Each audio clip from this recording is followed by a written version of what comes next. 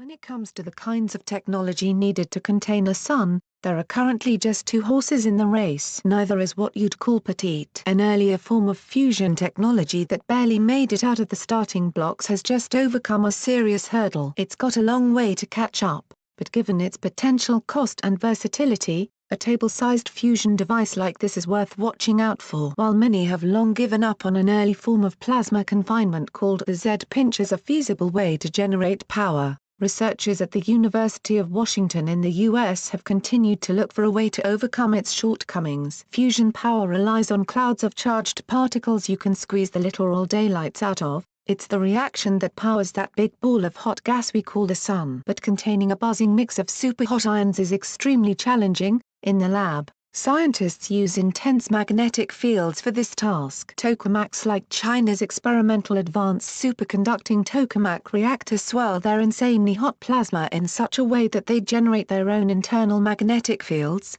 helping contain the flow. This approach gets the plasma cooking enough for it to release a critical amount of energy. But what it gains in generating heat it loses in long-term stability. Stellarators like Germany's Wendelstein 7X, on the other hand, rely more heavily on banks of externally applied magnetic fields. While this makes for better control over the plasma, it also makes it harder to reach the temperatures needed for fusion to occur. Both are making serious headway in our march towards fusion power. But those donuts holding the plasma are at least a few meters, a dozen feet, across, surrounded by complex banks of delicate electronics, making it unlikely we'll see them shrink to a home or mobile version anytime soon. In the early days of fusion research, a somewhat simpler method for squeezing a jet of plasma was to pinch it through a magnetic field. A relatively small device known as a zeta or Z-pinch uses the specific orientation of a plasma's internal magnetic field to apply what's known as the Lorentz force to the flow of particles,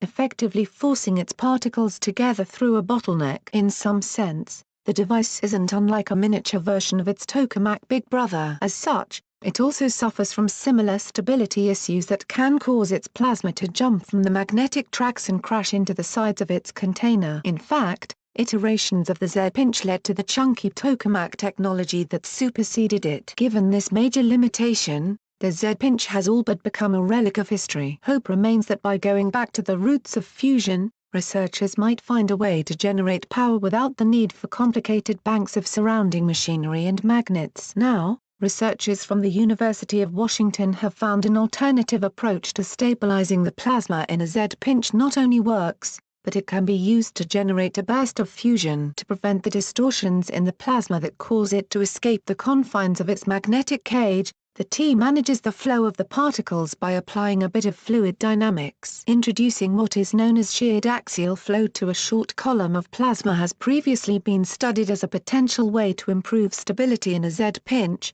to rather limited effect. Not to be deterred, physicists relied on computer simulations to show the concept was possible. Using a mix of 20% deuterium and 80% hydrogen, the team managed to hold stable a 50 cm, 1.6 foot, long column of plasma enough to achieve fusion, evidenced by a signature generation of neutrons being emitted. We're only talking 5 microseconds worth of neutrons here, so don't clear space in your basement for your Z-pinch 3000 home fusion box quite yet. But the stability was 5,000 times longer than you'd expect without such a method being used, showing the principle is ripe for further study. Generating clean, abundant fusion energy is still a dream we're all holding on to. A new approach to a less complex form of plasma technology could help remove at least some of the obstacles, if not prove to be a cheaper, more compact source of clean power in its own right. The race towards the horizon of limitless energy production is only just warming up,